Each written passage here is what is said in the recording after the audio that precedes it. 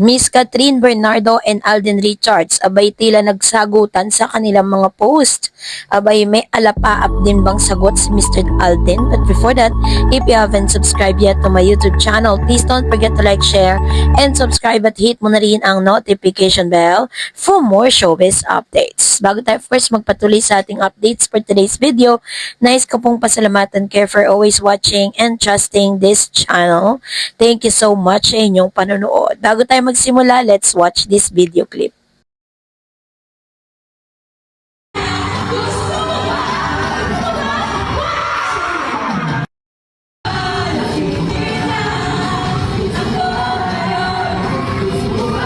Sa simpleng pagkanta ni Miss Catherine Bernardo ng Alapaap, kung saan ay talaga makikita mo nag-i-enjoy siya ngayon, ay napanostalgic no yung kanyang mga fans dahil po sa pangyayaring ito.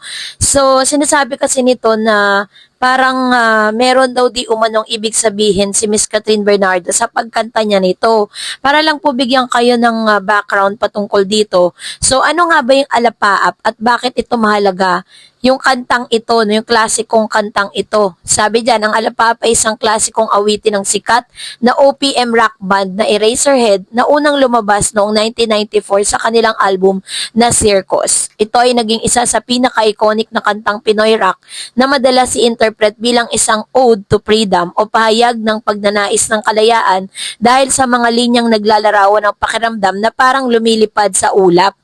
Ang Eraserhead ay tinaguri ang Beatles of Pilipinas dahil sa malaking impluensya nila sa musika at kabataan noong dekada 90 at 2000 ng mga millennial. Kaya naman, pagkatapos ng halos 3 dekada, ang Alapaap ay hindi lamang kanta at ito ay bahagi ng kolektibong alaala ng maraming Pilipino. So sa pagkanta nga ni Miss Catherine Bernardo ay muling nag-viral itong kantang ito. Ang dami na namang kumakanta nito sa TikTok.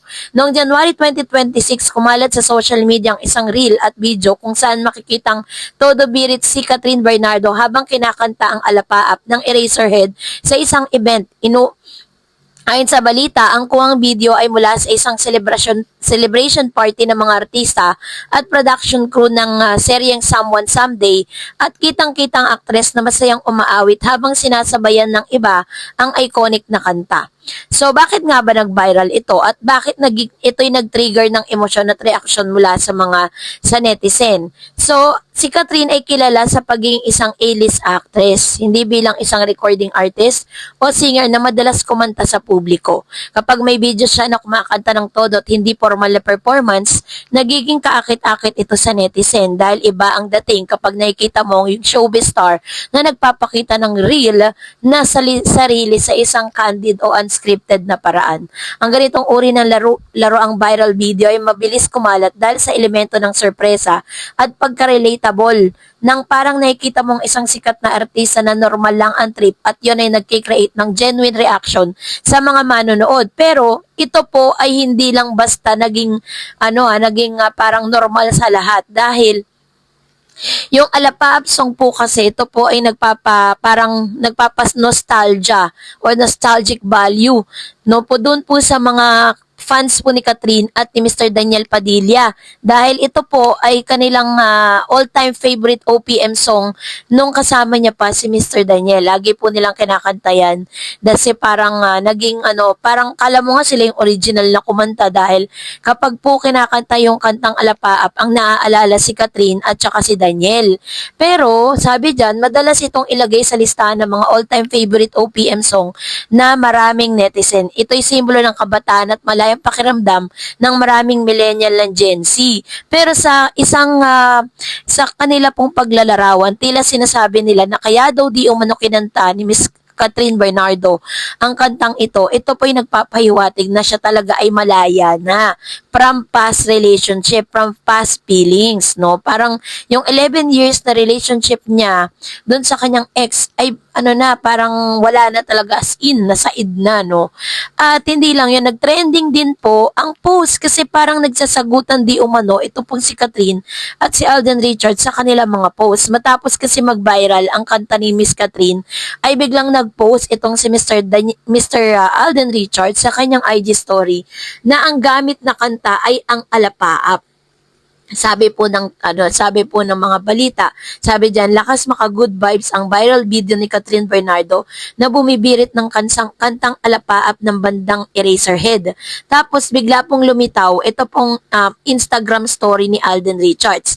Marami pong mga nagsasabi na kaya daw nag-post itong si Alden Richards at ginamit ang kantang alapaap dahil number one, yung kanya pong IG story is parang ito po isang nostalgic places kung saan umakyat sila ng bundok.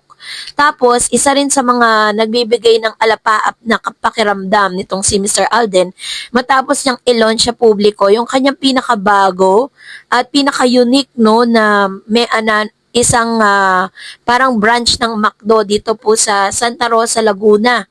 At ito po ay talaga namang masasabi mong parang naging isa sa mga naging magiging pasyalan kasi sa unique na pagkakagawa nito. Yun yung sinasabi ng ilan. Pero kung talagang inabangan mo si Alden Richards from the start, alam natin na may ibig sabihin ang mga pinost ni Mr. Alden. Although sabihin na natin na totoo naman na kapag ikaw ay may isang pinaglaban niya kasi ng todo tong ito pong place na to. And then meron din po siyang permit coming from the heritage parang gano'n parang kumuha siya ng kanyang permit para lang po talagang mapanatili na makasaysayan ng lugar na ito.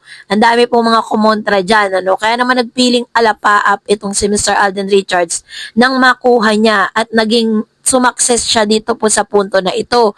So kung makikita po ninyo, from the soft opening pa lang, sobrang puno.